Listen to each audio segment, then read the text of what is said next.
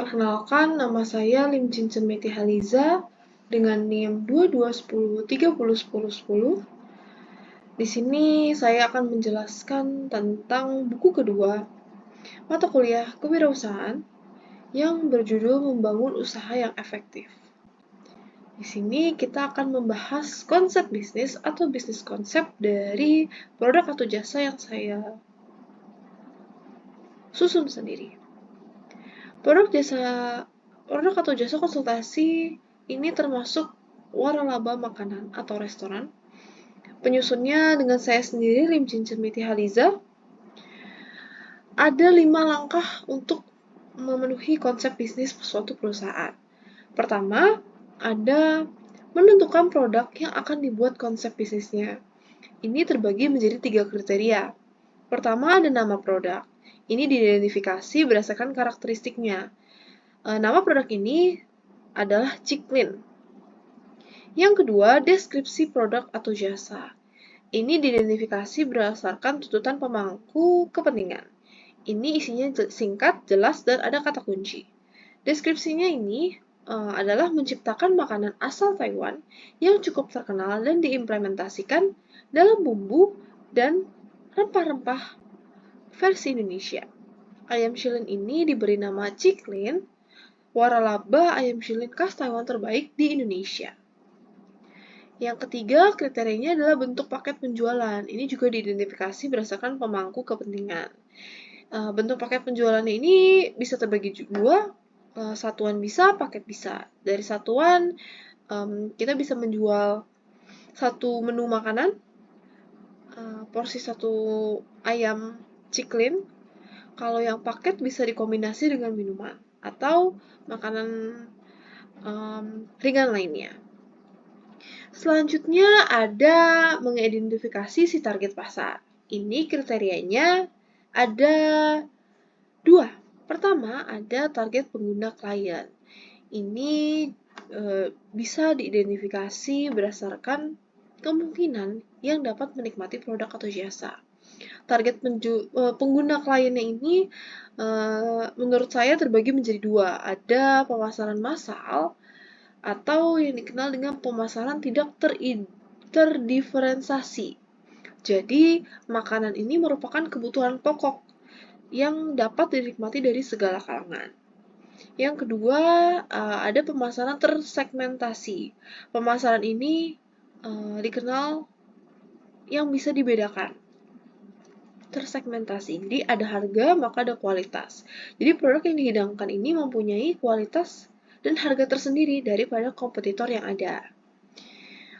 Lalu selanjutnya ada target lokasi pemasaran. Ini kriteria kedua. Ini juga merupakan salah satu konsep bisnis yang harus kita perhatikan. Ini bisa diidentifikasi berdasarkan geografi dan demografi. Target lokasi pemasarannya ini mencakupi seluruhnya, keempat-empatnya. Pertama ada distrik. Distrik menurut saya bisa mencakupi daerah lingkungan sekolah, kampus, atau perkantoran. Selanjutnya ada provinsi. Provinsi ini tersebar ke berbagai cabang area Pulau Jawa atau Bali. Nah, selanjutnya ada nasional. Ini tersebar ke berbagai daerah dari ujung Sabang sampai Merauke. Yang terakhir di target internasional dengan brand yang kuat, ini bisa mampu bersaing dengan kompetitor yang ada karena produknya pun juga terinspirasi dari negara Taiwan.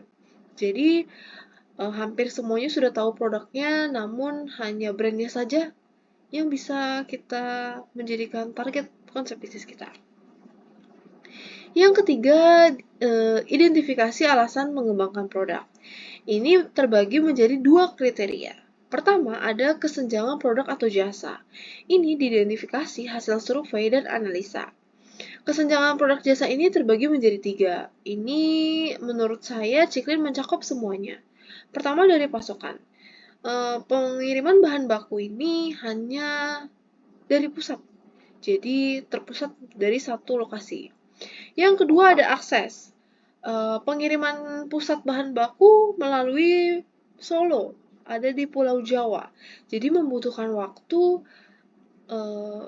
untuk sampai ke tujuan apalagi yang di Pulau Jawa, di luar Pulau Jawa, maaf.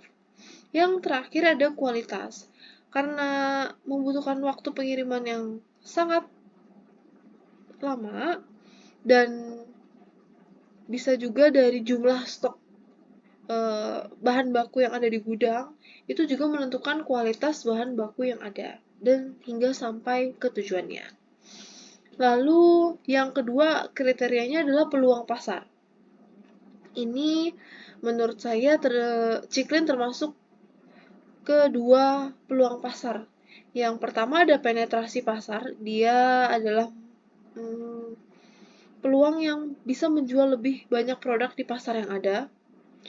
Yang kedua ada pengembangan pasar. Ini menjual produk yang ada di pasar baru, baik segmen geografis atau baru.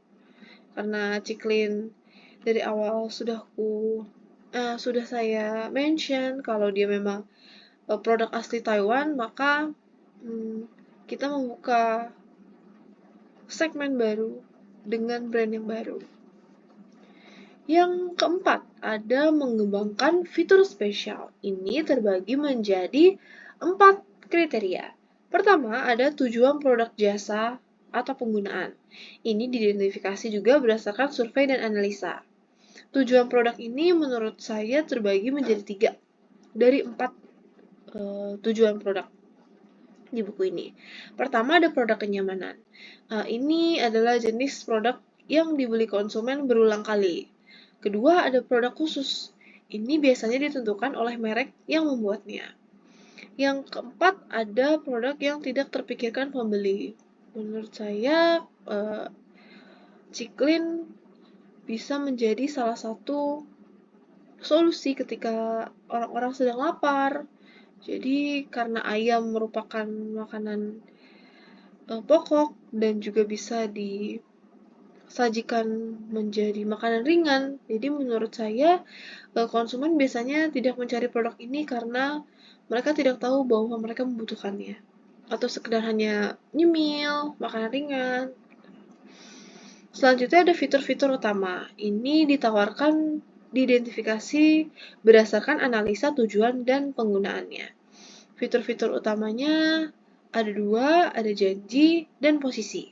Untuk janji, Ciklin menyajikan makanan penuh gizi dan sehat sesuai dengan takarannya. Lalu kedua ada posisi, situasi melengkapi sasaran saat membutuhkannya atau lapar. Yang ketiga ada manfaat produk atau jasa. Manfaat produk atau jasa ini terbagi menjadi 2, ada manfaat kesehatan dan juga manfaat kenyamanan. Kalau manfaat kesehatan, menurut saya faktanya dari ayam itu mengandung 80% protein. Jadi dia mencukupi gizi manusia. Karena pada dasarnya Ciklin ini dasarnya menggunakan potongan dada ayam. Lalu ada kenyamanan. Produk ini sangat berpengaruh terhadap rasa apabila dia